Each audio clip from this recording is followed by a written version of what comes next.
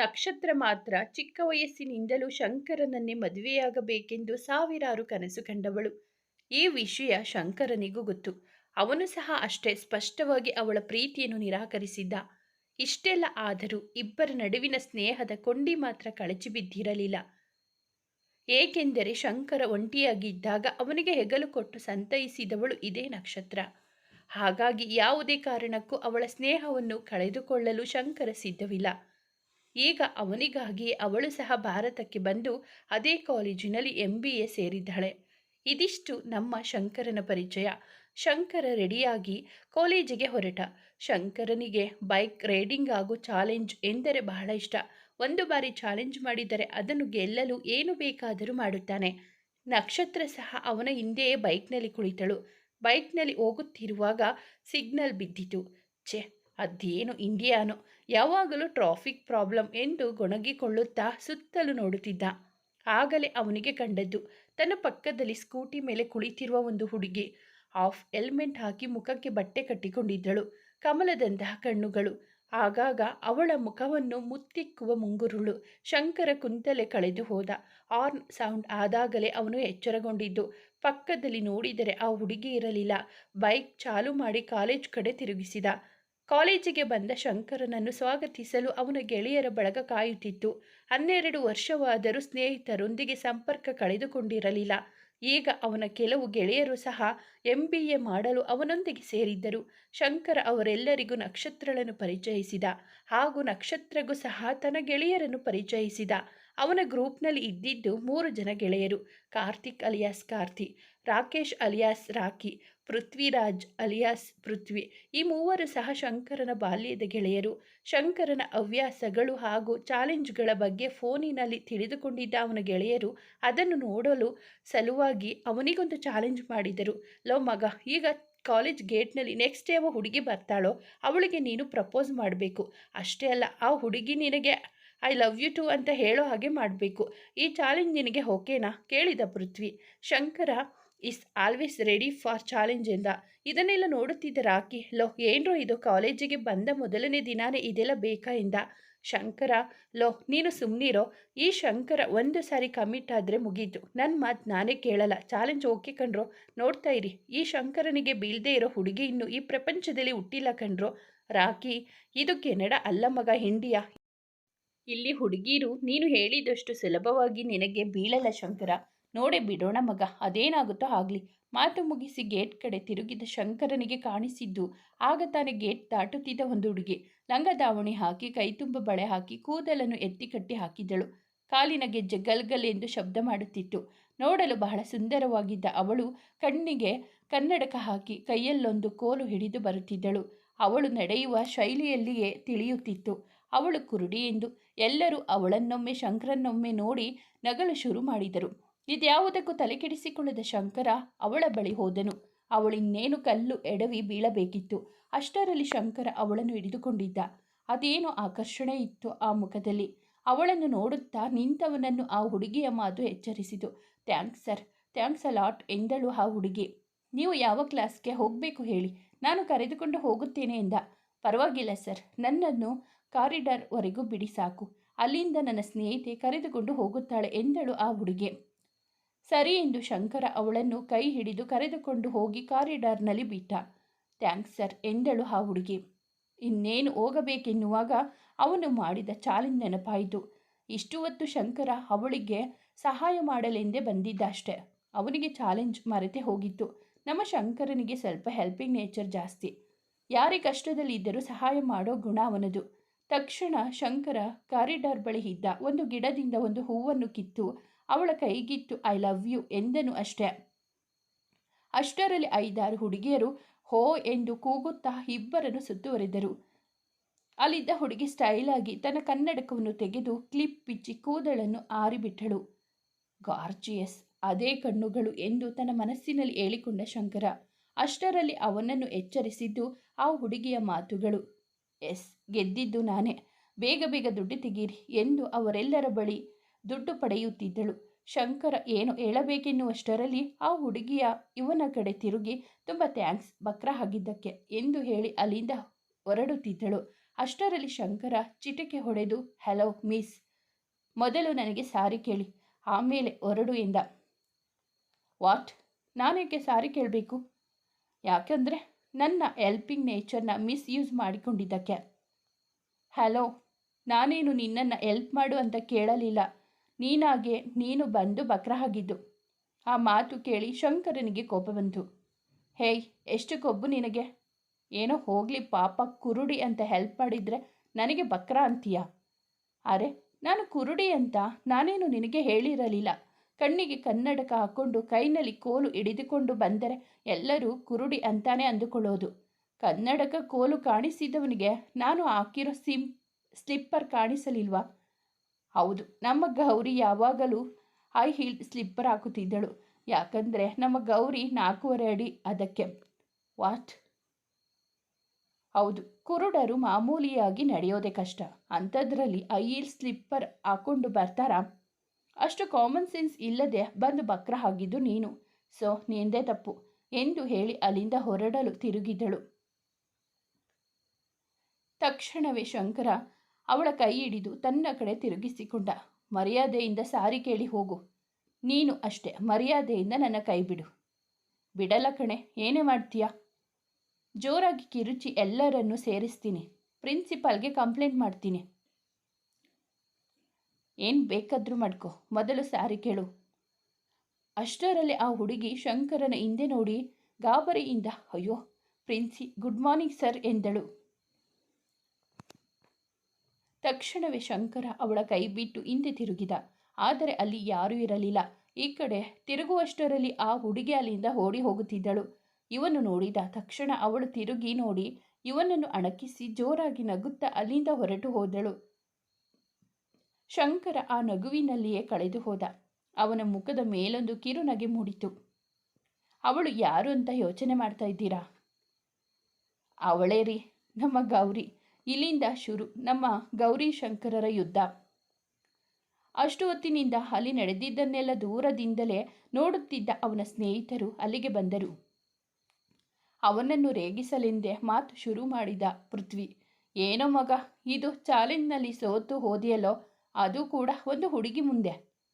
ಅದು ಹೋದರೆ ಹೋಗ್ಲಿ ಬಿಡೋ, ಆ ಹುಡುಗಿ ಕೈಯಲ್ಲಿ ಫೂಲ್ ಆದಿಯಲ್ಲೋ ಇವನು ಎಂದ ಕಾರ್ತಿ. ಇದನ್ನೆಲ್ಲ ಕೇಳುತ್ತಿದ್ದ ಶಂಕರನ ಕೋಪ ಉಕ್ಕಿತು. ಅದರ ಜೊತೆಗೆ ಗೌರಿ ಹೇಳಿದ ಬಕ್ರ ಎನ್ನುವ ಮಾತು ಅವನನ್ನು ಅಣಕಿಸಿದಂತಾಯಿತು. ಅವಳನ್ನು ಮಾತ್ರ ಸುಮ್ಮನೆ ಬಿಡುವುದಿಲ್ಲ ಎಂದು ಮನಸ್ಸಿನಲ್ಲಿ ಅಂದುಕೊಂಡವನು ಇವರ ಮಾತುಗಳನ್ನೆಲ್ಲ ಕೇಳುತ್ತಾ ನಿಂತಿದ್ದ ರಾಕಿ, ಲೋ ಸುಮ್ಮನಿರ್ರೋ, ಯಾಕ್ರೋ ಏನೇನೋ ಮಾತಾಡ್ತಾ ಇದ್ದೀರಾ? ಚಾಲೆಂಜ್ ಅಂದ ಮೇಲೆ ಗೆಲ್ಲುವುದು ಸೋಲೋದು ಎಲ್ಲ ಮಾಮೂಲಿ ಎಂದನು. ಆದರೆ ಶಂಕರ ಮಾತ್ರ, ಇಲ್ಲ ಕಣೋ, ಅವರು ಹೇಳ್ತಾ ಇರೋದು ಸರಿಯಾಗೇ ಇದೆ. ನನ್ನ ಲೈಫ್ನಲ್ಲಿ ಫಸ್ಟ್ ಟೈಮ್ ಸೋತಿದ್ದು, ಅದು ಒಂದು ಹುಡುಗಿ ಮುಂದೆ.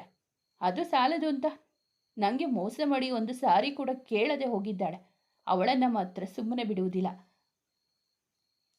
ಈಗ ಹೇಳ್ತಾ ಇದ್ದೀನಿ, ಸರಿಯಾಗಿ ಕೇಳಿಸ್ಕೊಳ್ಳಿ. ಈ ಕಾಲೇಜಿನಿಂದ ಹೋಗುವುದರೊಳಗೆ ಅವಳು ನನಗೆ ಐ ಲವ್ ಯು ಟು ಅಂತ ಹೇಳೇ ಹೇಳ್ತಾಳೆ. ಅಷ್ಟೇ ಅಲ್ಲ, ನಾನಿಲ್ಲದೆ ಜೀವನಾನೇ ಇಲ್ಲ ಅಂದುಕೊಳ್ಳಬೇಕು. ಅವಳು ಹಾಗೆ ಮಾಡ್ತೇನೆ ಎಂದು ಹೇಳಿ ಕೋಪದಲ್ಲಿ ಅಲ್ಲಿಂದ ಹೊರಟು ಹೋದನು. ಶಂಕರನ ಹಿಂದೆಯೇ ನಕ್ಷತ್ರ ಹೊರಟಳು. ಶಂಕರ ಇಂದು ಕೋಪದ ಬರದಲ್ಲಿ ಆಡಿದ ಮಾತುಗಳು ಮುಂದೆ ಅವನ ಪ್ರೀತಿಯನ್ನೇ ಕಸಿಯುತ್ತದೆ ಎಂಬ ಸಣ್ಣ ಸುಳಿವು ಸಹ ಅವನಿಗೆ ಇರಲಿಲ್ಲ. ಶಂಕರ ಹೋದ ನಂತರ ರಾಕಿ, ಕಾರ್ತಿ ಮತ್ತು ಪೃಥ್ವಿಯನ್ನು ತರಾಟೆಗೆ ತೆಗೆದುಕೊಂಡ. ಲೋ ಫ್ರೆಂಡ್ಸ್ ಏನ್ರೋ ನೀವೆಲ್ಲ, ಯಾಕ್ರೋ ಏನೇನೋ ಹೇಳಿ ಅವನ ದಾರಿ ತಪ್ಪಿಸ್ತಿದ್ದೀರಾ? ಪೃಥ್ವಿ, ಸಾರಿ ಮಗ, ಏನೋ ಅವನನ್ನು ರೇಗಿಸೋಣ ಅಂದುಕೊಂಡ್ವಿ. ಕಾರ್ತಿ, ಹೌದು ಕಣೋ ರಾಕಿ, ಬಟ್ ಶಂಕರ ಇಷ್ಟೊಂದು ಸೀರಿಯಸ್ ಆಗ್ತಾನೆ ಅಂತ ಅಂದುಕೊಂಡಿರಲಿಲ್ಲ. ಏನೋ ಮಾಡಲು ಹೋಗಿ ಏನೋ ಆಯಿತು. ರಾಕಿ, ಸರಿ ಸರಿ, ಮತ್ತೆ ಈ ವಿಷಯದ ಬಗ್ಗೆ ಅವನ ಮುಂದೆ ಏನು ಮಾತನಾಡಬೇಡಿ, ಅರ್ಥ ಆಯ್ತಾ? ಕಾರ್ತಿ ಮತ್ತು ಪೃಥ್ವಿ, ಸರಿ ಕಣೋ. ರಾಕಿ, ಹಾಗೆ ಇನ್ನೊಂದು ವಿಷಯ, ಈ ಹುಡುಗಿ ಬೇರೆ ಯಾರೂ ಅಲ್ಲ, ಅವಳು ಗೌರಿ ಅಂತ. ನನಗೆ ದೇವರು ಕೊಟ್ಟ ತಂಗಿ. ಅವಳಿಗೆ ಸ್ವಲ್ಪ ನೋವಾದರೂ ನಾನು ಸಹಿಸಲ್ಲ. ಈಗಿರೋ ಪರಿಸ್ಥಿತಿಯಲ್ಲಿ ಆದಷ್ಟು ಶಂಕರ ಮತ್ತು ಗೌರಿ ಭೇಟಿಯಾಗದೆ ಇರುವ ಹಾಗೆ ನೋಡಿಕೊಳ್ಳಬೇಕು. ಅದಕ್ಕೆ ನಿಮ್ಮ ಸಹಕಾರ ಬೇಕು. ಪೃಥ್ವಿ ಮತ್ತು ಕಾರ್ತಿ, ಓಕೆ ಕಣೋ, ನಾವು ಯಾವಾಗಲೂ ನಿನ್ನ ಜೊತೆಗೆ ಇರ್ತೀವಿ. ಇತ್ತ ಅಲ್ಲಿಂದ ಹೊರಟ ಶಂಕರ ಕಾಲೇಜಿನಲ್ಲಿ ಇರಲು ಮನಸ್ಸಾಗದೆ ತನ್ನ ಬೈಕ್ ಏರಿ ಹೊರಟ. ನಕ್ಷತ್ರ ಅವನ ಹಿಂದೆ ಬಂದಳಾದರೂ ಅವಳು ಬರುವ ವೇಳೆಗೆ ಅವನು ಹೊರಟು ಹೋಗಿದ್ದ. ಬೇರೆ ವಿಧಿ ಇಲ್ಲದೆ ತಾನು ರಾಕಿ, ಕಾರ್ತಿ ಹಾಗೂ ಪೃಥ್ವಿಯೊಂದಿಗೆ ತನ್ನ ಕ್ಲಾಸ್ ರೂಮ್ ಸೇರಿದಳು. ಬೈಕ್ ಏರಿ ಹೊರಟ ಶಂಕರ ತುಂಬ ಹೊತ್ತಿನ ನಂತರ ಅವನ ಕೋಪ ತಣ್ಣಗಾದ ಮೇಲೆ ಒಂದು ಕಡೆ ಬೈಕ್ ನಿಲ್ಲಿಸಿದ. ಕೋಪವೇನೋ ಕರಗಿತು, ಆದರೆ ಯೋಚನೆಗೆ ಬಿದ್ದಿದ್ದ. ತಾನು ಮಾಡಿದ್ದು ತಪ್ಪೋ ಸರಿಯೋ ಎಂಬುವುದು ಅವನಿಗೆ ಯಕ್ಷ ಪ್ರಶ್ನೆಯಾಗಿತ್ತು. ಒಂದು ಹೆಣ್ಣಿನ ಜೀವನದಲ್ಲಿ ಆಟ ಆಡುವುದು ತಪ್ಪು ಎಂದು ಮನಸ್ಸು ಹೇಳುತ್ತಿದ್ದರೆ, ಅವಳು ನಿನಗೆ ಮೋಸ ಮಾಡಿದ್ದಾಳೆ, ನೀನು ಮಾಡಿದರೆ ತಪ್ಪೇನು? ಅದೂ ಅಲ್ಲದೆ ನಿನಗೆ ಎಲ್ಲರ ಮುಂದೆ ಅವಮಾನವಾಗುವಂತೆ ಮಾಡಿದ್ದಾಳೆ. ಅವಳನ್ನು ಮಾತ್ರ ಸುಮ್ಮನೆ ಬಿಡಬಾರದು ಎಂದು ಬುದ್ಧಿ ಹೇಳುತ್ತಿತ್ತು. ಬುದ್ಧಿ ಹಾಗೂ ಮನಸ್ಸುಗಳ ನಡುವೆ ಬುದ್ಧಿ ಗೆದ್ದಿತು. ಗೌರಿ ನನ್ನನ್ನು ಪ್ರೀತಿಸುವ ಹಾಗೆ ಮಾಡಿಯೇ ಮಾಡುತ್ತೇನೆ ಎಂದು ಗಟ್ಟಿಯಾಗಿ ನಿರ್ಧರಿಸಿಯೇ ಬಿಟ್ಟ. ಅಂದು ಕಾಲೇಜಿಗೆ ಮೊದಲ ದಿನವಾದ್ದರಿಂದ ಕೇವಲ ಪರಿಚಯದ ತರಗತಿಗಳು ಮಾತ್ರ ನಡೆದವು. ನಂತರ ರಾಕಿ ಗೌರಿಯನ್ನು ತನ್ನ ಗೆಳೆಯರಿಗೆ ಪರಿಚಯಿಸಿದ. ಶಂಕರ ತಿರುಗಿ ಕಾಲೇಜಿಗೆ ಬರಲಿಲ್ಲವಾದ್ದರಿಂದ ಗೌರಿಗೆ ಅವನ ಪರಿಚಯ ಮಾತ್ರ ಆಗಲಿಲ್ಲ. ಅಂದಿನ ದಿನವೆಲ್ಲ ಎಲ್ಲರನ್ನು ಪರಿಚಯ ಮಾಡಿಕೊಂಡು ಗೆಳೆಯರೊಂದಿಗೆ ಹರಟೆಯಲ್ಲಿಯೇ ಕಳೆದರು. ಪೃಥ್ವಿ, ಕಾರ್ತಿ ಅಂತೂ ಗೌರಿಗೆ ಒಳ್ಳೆಯ ಸ್ನೇಹಿತರಾದರು. ಆದರೆ ನಕ್ಷತ್ರ ಮಾತ್ರ ಒಳಗೊಳಗೆ ಕುದಿಯುತ್ತಿದ್ದಳು. ನನ್ನ ಶಂಕರನ ಮೂಡೆಲ್ಲ ಹಾಳು ಮಾಡಿ ಇವಳು ಮಾತ್ರ ಎಷ್ಟು ಆರಾಮಾಗಿ ಇದ್ದಾಳಲ್ಲ ಅಂದುಕೊಳ್ಳುತ್ತಿದ್ದಳು. ಆದರೆ ಅದನ್ನು ಹೊರಗೆ ತೋರಿಸುವ ಹಾಗಿರಲಿಲ್ಲ. ಹಾಗಾಗಿ ಎಲ್ಲರ ಮುಂದೆ ನಗುವಿನ ಮುಖವಾಡ ಒತ್ತಿದ್ದಳು. ಕಾಲೇಜಿನಿಂದ ಬಂದ ಶಂಕರನಿಗೆ ಮತ್ತೆ ಅಲ್ಲಿಗೆ ಹೋಗಲು ಮನಸ್ಸಾಗದೆ ಮನೆಗೆ ಬಂದನು. ಅನಸೂಯ ಅವರು ಇನ್ನೂ ಬಂದಿರಲಿಲ್ಲ. ಹಾಗಾಗಿ ರೂಮಿಗೆ ಹೋಗಿ ಹಾಸಿಗೆ ಮೇಲೆ ಉರುಳಿದನು.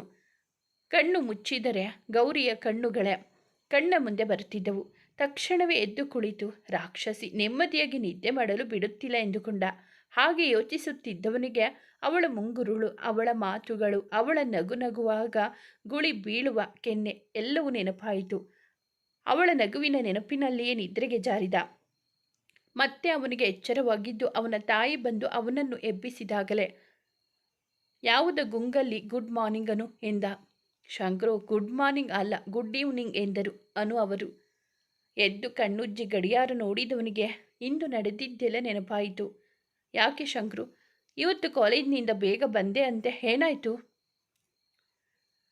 ಶಂಕರ ನಥಿಂಗ್ ಅನು, ಇವತ್ತು ಎಲ್ಲ ಇದ್ದಿದ್ದು ಪರಿಚಯದ ತರಗತಿಗಳಷ್ಟೇ. ಅದು ಅಲ್ಲದೆ ನನಗೆ ಯಾಕೋ ಸ್ವಲ್ಪ ತಲೆನೋಯ್ತಿತ್ತು, ಅದಕ್ಕೆ ಮನೆಗೆ ಬಂದೆ. ಅನು, ಈಗ ಹೇಗಿದೆಯಾ ಪುಟ್ಟ? ಇನ್ನೂ ತಲೆನೋವು ಇದೆಯಾ? ಶಂಕರ, ಇಲ್ಲ ಅನು, ಈಗ ಹುಷಾರಾಗಿದ್ದೀನಿ. ಅನು, ಅದು ಸರಿ, ನಕ್ಷತ್ರ ಎಲ್ಲಿ? ಆಗಲೇ ಶಂಕರನಿಗೂ ನಕ್ಷತ್ರ ನೆನಪಾಗಿದ್ದು.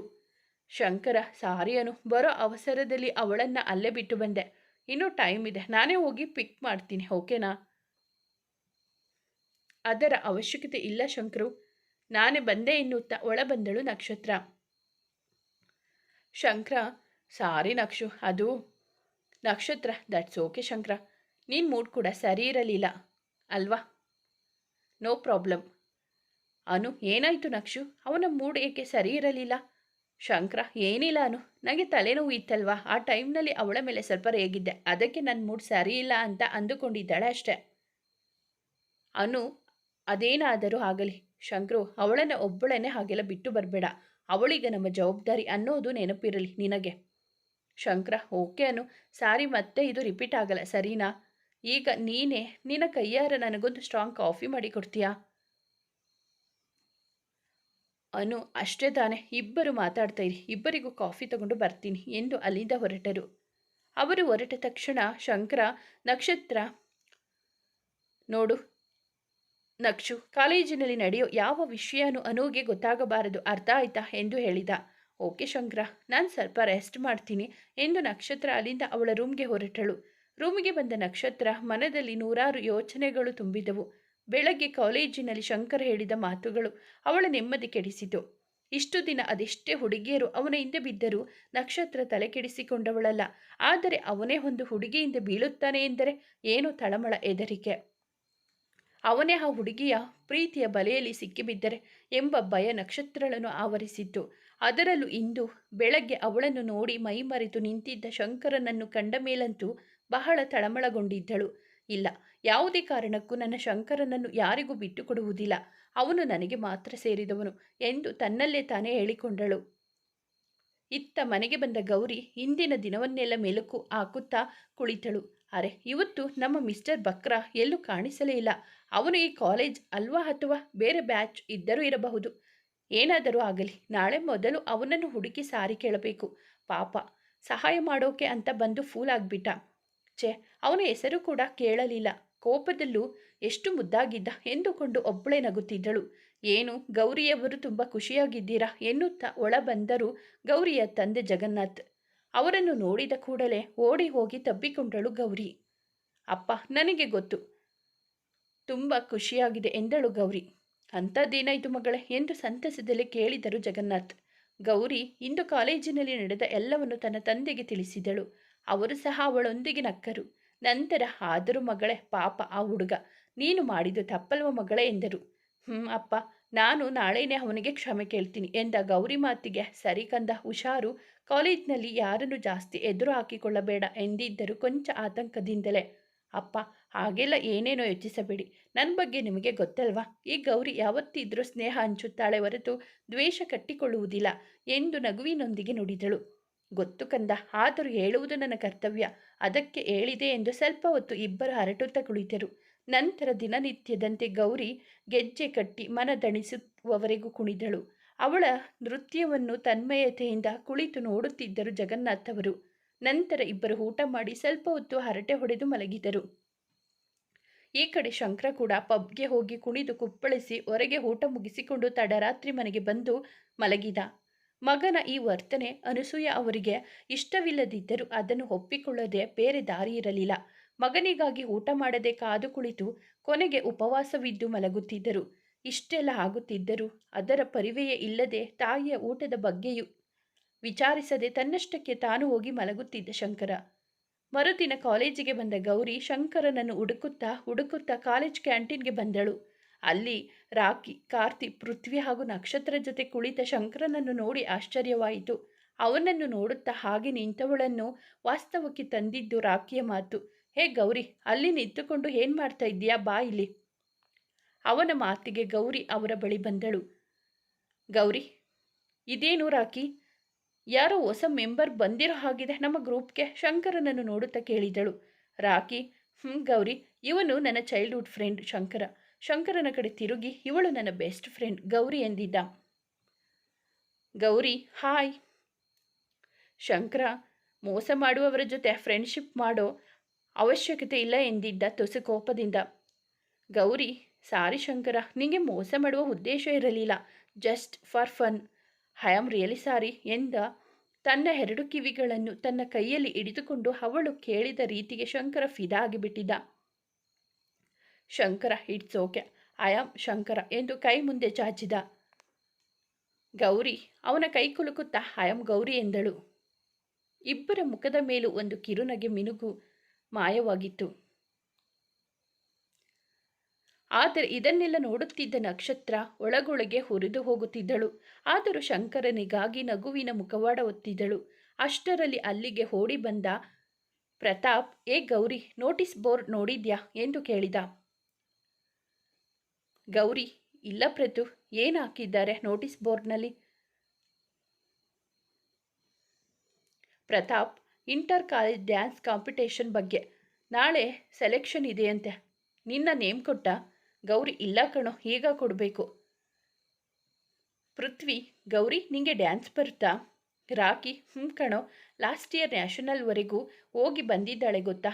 ಅಷ್ಟೇ ಅಲ್ಲ, ಅವಳು ಡ್ಯಾನ್ಸ್ ಮಾಡ್ತಾಳೆ ಅಂದರೆ ನಮ್ಮ ಕ್ಯಾಂಪಸ್ ಅಷ್ಟೇ ಅಲ್ಲ, ಬೇರೆ ಕ್ಯಾಂಪಸ್ನವರು ತುಂಬ ಜನ ಬರ್ತಾರೆ ಅವಳ ಡ್ಯಾನ್ಸ್ ನೋಡೋಕೆ.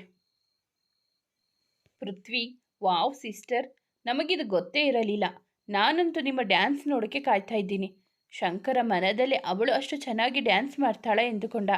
ತಕ್ಷಣವೇ ನಕ್ಷತ್ರ, ನಮ್ಮ ಶಂಕರ ಡ್ಯಾನ್ಸ್ ಮುಂದೆ ಯಾವ ಡ್ಯಾನ್ಸ್ ನಿಲ್ಲಲ್ಲ ಎಂದಿದ್ದಳು. ರಾಕಿ, ನೋಡೇ ಬಿಡೋಣ ಈ ಸರ್ತಿ ಯಾರು ಗೆಲ್ಲುತ್ತಾರೆ ಅಂತ. ನಾನಂತೂ ನನ್ನ ತಂಗಿಗೆ ಸಪೋರ್ಟ್. ಪೃಥ್ವಿ, ನಾನಂತೂ ಶಂಕರ ಕಡೆ. ರಾಕಿ, ನಾನು ನಮ್ಮ ಗೌರಿ ಕಡೆ. ಗೌರಿ, ಕಮಾನ್ ಗಾಯ್ಸ್, ಇಟ್ಸ್ ಜಸ್ಟ್ ಕಾಂಪಿಟೇಷನ್. ಯಾರು ಗೆದ್ದರು ನಮ್ಮ ಗ್ರೂಪೇ ತಾನೆ, ಅದನ್ನು ಯಾಕೆ ಇಷ್ಟೊಂದು ಸೀರಿಯಸ್ ಆಗಿ ತಗೊತಿದ್ದೀರಾ? Shankar as friends. ಗೌರಿ ಹೇಳಿದ್ದು ಸರಿಯಾಗಿದೆ. ಯಾರಿಗಿದ್ರೂ ನಮ್ಮ ಗ್ರೂಪ್ ತಾನೆ, ಸೊ ಬಿ ಹ್ಯಾಪಿ. ಅವನ ಮಾತು ಕೇಳಿ ನಕ್ಷತ್ರಾಗೆ ಆಶ್ಚರ್ಯವಾಯಿತು. ಶಂಕರ್ ಎಂದಿಗೂ ತನ್ನನ್ನು ತಾನು ಬಿಟ್ಟು ಕೊಡುವವನಲ್ಲ. ಹಿಂದೇಕೆ ಹೀಗೆ ಮಾತನಾಡಿದ ಎಂದು ಯೋಚಿಸುತ್ತಿದ್ದಳು. ಅಷ್ಟರಲ್ಲಿ ಬೆಲ್ಲಾಯಿತೆಂದು ಎಲ್ಲರೂ ಕ್ಲಾಸ್ ರೂಮ್ ಕಡೆಗೆ ನಡೆದರು. ಸಂಜೆ ಕ್ಲಾಸ್ ಮುಗಿದ ಮೇಲೆ ಗೌರಿ ಶಂಕರ ಇಬ್ಬರು ಡ್ಯಾನ್ಸ್ ಕಾಂಪಿಟೇಷನ್ಗೆ ತಮ್ಮ ಹೆಸರು ನೋಂದಾಯಿಸಲು ಹೋದರು. ಕಲ್ಚರಲ್ ಎಡ್ ಹೇಮಂತ್ ಹತ್ತಿರ ಹೆಸರು ಬರೆಸಬೇಕಿತ್ತು. Gauri, may I come in sir? Hemant, ಬಾ Gauri, I expected you. Gauri Shankar ಇಬ್ಬರು ಒಳಗೆ ಬಂದರು. ಗೌರಿ, ಸರ್, ಡ್ಯಾನ್ಸ್ ಕಾಂಪಿಟೇಷನ್ಗೆ ಎನ್ನುತ್ತಿದ್ದಂತೆ ಹೇಮಂತ್, ನೇಮ್ ಕೊಡಬೇಕಿತ್ತು ಅಲ್ವಾ? ನಾನು ನೋಟಿಸ್ ಬಂದ ತಕ್ಷಣವೇ ನಿನ್ನ ಹೆಸರು ಸೇರಿಸಿದ್ದಾಯಿತು. Gauri, thanks sir. ಇವರು ಶಂಕರ ಅಂತ. ಇವರ ಹೆಸರನ್ನು ಲೀಸ್ಟಿಗೆ ಸೇರಿಸಬೇಕು. ಹೇಮಂತ್, ಹೋ, ಈ ಸರ್ತಿ ಪಾರ್ಟ್ನರ್ ಜೊತೆ ಮಾಡ್ತಿದ್ದೀರಾ ಗೌರಿ? ಗೌರಿ, ಇಲ್ಲ ಸರ್, ನಂದು ಬೇರೆ, ಅವರದು ಬೇರೆ. ಹೇಮಂತ್, ಓಕೆ ಎಂದು ಅವನ ಹೆಸರನ್ನು ಲೀಸ್ಟಿಗೆ ಸೇರಿಸಿದರು. ಅಲ್ಲಿಂದ ಹೊರಗೆ ಬಂದ ಶಂಕರ, ನೀನು ಇಷ್ಟೊಂದು ಫೇಮ್ ಅಂತ ನನಗೆ ಗೊತ್ತಿರಲಿಲ್ಲ ಎಂದಿದ್ದ. ಗೌರಿ, ಹಾಗೇನಿಲ್ಲ ಶಂಕರ, ನನ್ನ ಗುರಿ ಸಾಧಿಸಲು ನಾನಿನ್ನೂ ತುಂಬ ಕಲಿಯಬೇಕಿದೆ. ಶಂಕರ, ನಿನ್ನ ಗುರಿ ಏನು ಅಂತ ಕೇಳಬಹುದಾ? ಗೌರಿ, ಈಗ ಬೇಡ ಶಂಕರ, ಸಮಯ ಬಂದಾಗ ನಾನೇ ಹೇಳ್ತೀನಿ. Shankar, okay bye. Gauri, bye. ಇಬ್ಬರು ಮನೆಯ ದಾರಿ ಹಿಡಿದರು. ಮರುದಿನ inter college dance competition selection ನಡೆಯುತ್ತಿತ್ತು. ಇಡೀ ಕಾಲೇಜಿನಲ್ಲಿ ಸಂಭ್ರಮದ ವಾತಾವರಣ ಮನೆ ಮಾಡಿತ್ತು. ಒಬ್ಬರ ನಂತರ ಒಬ್ಬರು ಕುಣಿಯುತ್ತಿದ್ದರು. ಶಂಕರನ ಟರ್ನ್ ಬಂತು. ಶಂಕರ ಬ್ರೇಕ್ ಡ್ಯಾನ್ಸ್ ಮಾಡಿದ. ಎಲ್ಲರೂ ಅವನ ಡ್ಯಾನ್ಸನ್ನು ಎಂಜಾಯ್ ಮಾಡುತ್ತಾ ಕೇಕೆ ಶಿಲ್ಲೆಗಳೊಂದಿಗೆ ತಾವು ಸಹ ಎದ್ದು ಕುಣಿಯುತ್ತಿದ್ದರು. ಹುಡುಗಿಯರಂತೂ ಶಂಕರನ ಡ್ಯಾನ್ಸ್ಗೆ ಫುಲ್ ಫಿದಾ ಆಗಿದ್ದರು. ಅವನ ಡ್ಯಾನ್ಸ್ ಮುಗಿಯುತ್ತಿದ್ದಂತೆ ಒನ್ಸ್ ಮೋರ್ ಎಂದು ಕೂಗು ಎಲ್ಲ ಕಡೆ ಕೇಳಿ ಬರುತ್ತಿತ್ತು.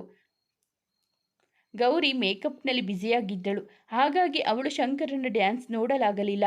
ಮುಂದಿನ ಟರ್ನ್ ಗೌರಿಯದ್ದು. ಅವಳು ಸ್ಟೇಜ್ಗೆ ಬರುತ್ತಿದ್ದಂತೆ ಎಲ್ಲರೂ ಗೌರಿ ಗೌರಿ ಎಂದು ಜೋರಾಗಿ ಕೂಗಲು ಶುರು ಮಾಡಿದರು. ಅವಳ ನೃತ್ಯ ಶುರುವಾಗುತ್ತಿದ್ದಂತೆ ಎಲ್ಲರೂ ಸ್ತಬ್ಧರಾಗಿ ಕುಳಿತಿದ್ದರು. ತನ್ಮಯತೆಯಿಂದ ನೋಡುತ್ತಿದ್ದರು. ನಿಮಗೆ ಗೊತ್ತಲ್ಲ, ನಮ್ಮ ಗೌರಿ ಶಿವನ ಭಕ್ತೆ. ಸೊ ಶಿವನ ಹಾಡಿಗೆ ಹೆಜ್ಜೆ ಹಾಕುತ್ತಿದ್ದಳು. ಗೌರಿಯ ಗೆಜ್ಜೆಯ ಸದ್ದಿಗೆ ಶಂಕರನ ಹೃದಯ ತಾಳ ತಪ್ಪಿತು. ಅವಳು ಕುಣಿಯುತ್ತಿದ್ದರೆ ಶಂಕರ ಮೈ ಮರೆತು ನೋಡುತ್ತಿದ್ದನೆಂದು ಬಿಟ್ಟ. ಆ ಹಾಡಿನ ಪ್ರತಿಯೊಂದು ಸಾಲುಗಳು ಅವನಿಗೆ ರಚಿಸಲ್ಪಟ್ಟವೇನೋ ಎನಿಸುತ್ತಿತ್ತು. ಗೌರಿ ಆ ಹಾಡು ಹಾಡುತ್ತಾ ತನ್ನನ್ನೇ ಕೂಗಿ ಕರೆಯುತ್ತಿದ್ದವಳೇನೋ ಎಂಬಂತೆ ಭಾಸವಾಗುತ್ತಿತ್ತು ಅವನಿಗೆ. ಅದರಲ್ಲೂ ಆ ಕೊನೆಯ ಸಾಲುಗಳನ್ನು ಕೇಳಿದೊಡನೆ, ಹೌದು, ನೀನೊಬ್ಬಳೇ ನನ್ನ ಗೌರಿ ಎಂದು ನುಡಿದಿದ್ದ ಅವನ ಅರಿವಿಗೆ ಬಾರದಂತೆ. ಅವಳ ಡ್ಯಾನ್ಸ್ ಮುಗಿಯುತ್ತಿದ್ದಂತೆ ಎಲ್ಲರೂ ಒನ್ಸ್ ಮೋರ್ ಎಂದು ಜೋರಾಗಿ ಕೂಗಲು ಶುರು ಮಾಡಿದರು.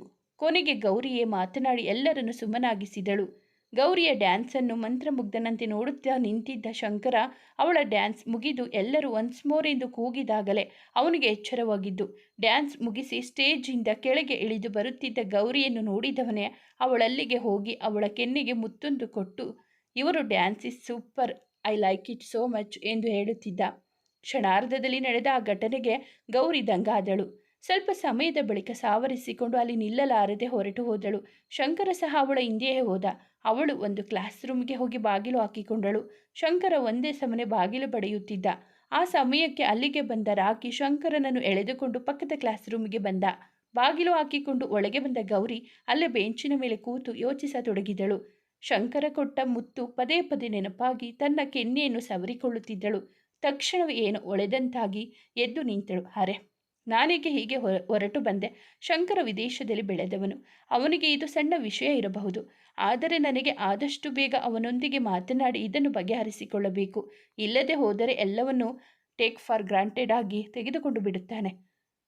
ಅವನು ಮಾಡಿದ್ದು ತಪ್ಪು ಎಂಬುದು ಅವನಿಗೆ ಅರ್ಥ ಮಾಡಿಸಬೇಕು ಎಂದುಕೊಂಡು ಅಲ್ಲಿಂದ ಹೊರಟು ಬಂದಳು.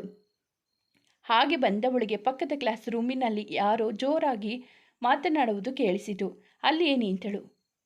ಶಂಕರನನ್ನು ಎಳೆದುಕೊಂಡು ಬಂದ ರಾಕಿ ಅವನ ಮೇಲೆ ಕೋಪ ಮಾಡಿಕೊಂಡು ಮಾತನಾಡುತ್ತಿದ್ದ. ನೀನು ಮಾಡಿದ್ದು ಸ್ವಲ್ಪನೂ ಸರಿಯಿಲ್ಲ ಶಂಕರ. ಗೌರಿಯ ಪರ್ಮಿಷನ್ ಇಲ್ಲದೆ ಅವಳಿಗೆ ಹೇಗೋ ಕಿಸ್ಕೊಟ್ಟೆ. Shankar, oh come on Rocky, it's just a compliment, ಅದರಲ್ಲಿ ತಪ್ಪೇನಿದೆ? ರಾಕಿ, ಶಂಕರ, ಇದು ಕೆನಡಾ ಅಲ್ಲ ಕಣೋ, ಇಂಡಿಯಾ. ಇಲ್ಲಿ ನಮ್ಮದೇ ಆದ ಸಂಸ್ಕೃತಿ ಪರಂಪರೆ ಇದೆ. ಇಲ್ಲಿ ರೀತಿ ರಿವಾಜುಗಳನ್ನು ನೀನು ಕೂಡ ಪಾಲಿಸಬೇಕು. ಪಬ್ಲಿಕ್ನಲ್ಲಿ ಒಂದು ಹೆಣ್ಣಿಗೆ ಮುತ್ತು ಕೊಡೋದು ಎಷ್ಟು ದೊಡ್ಡ ತಪ್ಪು ಅಂತ ನಿನಗಿನ್ನೂ ಗೊತ್ತಿಲ್ಲ ಶಂಕರ.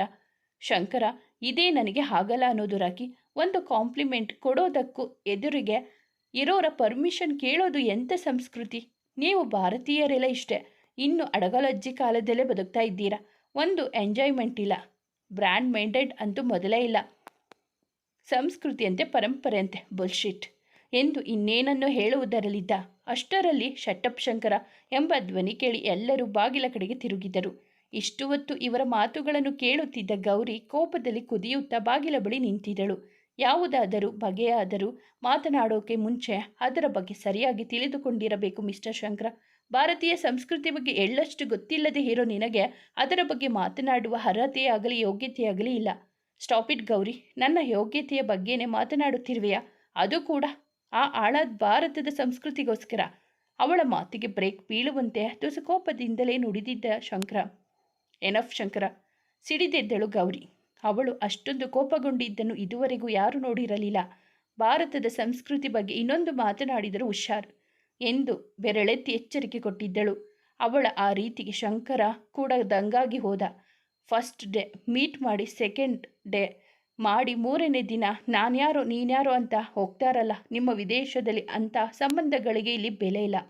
ಇಲ್ಲೇನಿದ್ದರೂ ಇರೋದು ಕಟ್ಟಿರೋ 3 ಗಂಟೆಗೆ ಹಾಕಿರೋ 7 ಹೆಜ್ಜೆಗಳಿಗೆ 7 ಜನ್ಮಕ್ಕೂ ಒಬ್ಬರಿಗೊಬ್ಬರು ಜೊತೆಯಾಗಿದ್ದು ಪ್ರೀತಿ ಹಂಚೋ ಹೃದಯಗಳು ಮಾತ್ರ. ಅಷ್ಟಕ್ಕೂ ಸಿಕ್ಕವರಿಗೆ ಕೊಡೋದಕ್ಕೆ ಕಿಸ್ಸೇನು ಚಾಕ್ಲೇಟ್ ಇಲ್ಲ ಪೆಪರ್ಮೆಂಟಾ ಅಂತ ಅಂದ್ಕೊಂಡಿದ್ದೀಯಾ? ನಮ್ಮ ಸಂಸ್ಕೃತಿಯಲ್ಲಿ ಮುತ್ತಿಗೂ ಎಷ್ಟು ಪವಿತ್ರವಾದ ಸ್ಥಾನ ಇದೆ ಅಂತ ಗೊತ್ತಾ ನಿನಗೆ ಎಂದು ಹೇಳಿ ರಾಕಿ ಕಡೆ ತಿರುಗಿ ಹೋಗಿ ಇಂಥವನ ಹತ್ತಿರ ಭಾರತದ ಸಂಸ್ಕೃತಿ ಬಗ್ಗೆ ಹೇಳ್ತಾ ಇದೆಯಲ್ಲ, ನಿನಗೆ ಬುದ್ಧಿ ಇಲ್ಲ ಎಂದು ಹೇಳಿದಳು. ಮತ್ತೆ ಶಂಕರನ ಕಡೆ ತಿರುಗಿ, ಸಾಧ್ಯ ಆದರೆ ನಮ್ಮ ಸಂಸ್ಕೃತಿ ಬಗ್ಗೆ ಸರಿಯಾಗಿ ತಿಳಿದುಕೋ, ಇಲ್ಲ ಅಂದರೆ ಬಾಯಿ ಮುಚ್ಚಿಕೊಂಡು ಇರು. ಎಲುಬಿಲ್ಲದ ನಾಲಿಗೆ ಅಂತ ಬಾಯಿಗೆ ಬಂದ ಹಾಗೆ ಮಾತನಾಡಿದರೆ ನಾನು ಸುಮ್ಮನೆ ಇರುವುದಿಲ್ಲ ಎಂದು ಹೇಳಿ ಹೊರಡಲನುವಾದಳು. ಶಂಕರ ಇನ್ನೇನು ಹೇಳಬೇಕೆನ್ನುವಷ್ಟರಲ್ಲಿ ಪ್ರತಾಪ್ ಅಲ್ಲಿಗೆ ಬಂದಿದ್ದ. ಪ್ರತು, ನನಗೆ ಡ್ರೈವ್ ಮಾಡೋಕ್ಕಾಗಲ್ಲ, ನೀನೇ ಡ್ರಾಪ್ ಮಾಡು ಎಂದು ಹೇಳಿ ಗೌರಿ ಅಲ್ಲಿಂದ ಹೊರಟು ಹೋದಳು. ಅವಳ ಹಿಂದೆಯೇ ಪ್ರತಾಪ್ ಕೂಡ ಹೊರಟ. ಗೌರಿಯ ಈ ನಡೆ ಶಂಕರನಿಗೆ ನುಂಗಲಾರದ ತುತ್ತಾಗಿತ್ತು. ಅವಳ ಕೋಪ ಜೊತೆಗೆ ಅವಳು ಪ್ರತಾಪ್ ನಡುವೆ ಇರುವ ಸಲಿಗೆ ಶಂಕರನನ್ನು ಯೋಚನೆಗೆ ಬೀಳುವಂತೆ ಮಾಡಿತು. ಎಲ್ಲರೂ ಅವರು ಹೋದ ದಾರಿಯನ್ನೇ ನೋಡುತ್ತಾ ನಿಂತರು. ಯಾರಿಗೂ ಅಲ್ಲಿ ನಡೆದಿದ್ದು ಸರಿಯೇ ಅಥವಾ ತಪ್ಪೆ ಎಂದು ನಿರ್ಧರಿಸಲು ಆಗಲಿಲ್ಲ. ಇದರ ಮಧ್ಯೆ ಈ ಘಟನೆಯಿಂದ ಖುಷಿಯಾಗಿದ್ದು ಮಾತ್ರ ಇಬ್ಬರಿಗೆ. ನಕ್ಷತ್ರ ಒಳ್ಳೆಯದೇ ಆಯಿತು, ಶಂಕರನನ್ನು ನನ್ನ ಕಡೆ ಹೊಳಿಸಿಕೊಳ್ಳಲು ಒಳ್ಳೆಯ ಅವಕಾಶ ಎಂದುಕೊಂಡರೆ ರಾಕಿ ಇವರಿಬ್ಬರ ದೂರ ಇರುವುದೇ ಒಳಿತು. ಇಲ್ಲದಿದ್ದರೆ ಸುಮ್ಮನೆ ಅನಾಹುತಕ್ಕೆ ದಾರಿ ಮಾಡಿ ಕೊಟ್ಟಂತಾಗುತ್ತದೆ ಎಂದುಕೊಂಡ. ಮುಂದುವರೆಯುವುದು. ಸ್ನೇಹಿತರೆ, ಈ ಕಥೆ ನಿಮಗೆ ಇಷ್ಟವಾಗಿದ್ದರೆ ದಯವಿಟ್ಟು ಒಂದು ಲೈಕ್ ಮಾಡಿ, ನಮ್ಮ ಚಾನಲನ್ನು ಸಬ್ಸ್ಕ್ರೈಬ್ ಆಗಿ ಪಕ್ಕದಲ್ಲಿರುವ ಬೆಲ್ ಬಟನ್ ಕ್ಲಿಕ್ ಮಾಡಿ. ನಿಮ್ಮ ಫ್ರೆಂಡ್ಸ್ ಆ್ಯಂಡ್ ಫ್ಯಾಮಿಲಿಗೆ ಈ ಕಥೆಯನ್ನು ಶೇರ್ ಮಾಡಿ. ನಿಮ್ಮ ಅನಿಸಿಕೆ ಅಭಿಪ್ರಾಯವನ್ನು ಕಾಮೆಂಟಲ್ಲಿ ತಿಳಿಸಿ. ಕಥೆಯನ್ನು ಕೇಳಿದ್ದಕ್ಕಾಗಿ ಧನ್ಯವಾದಗಳು.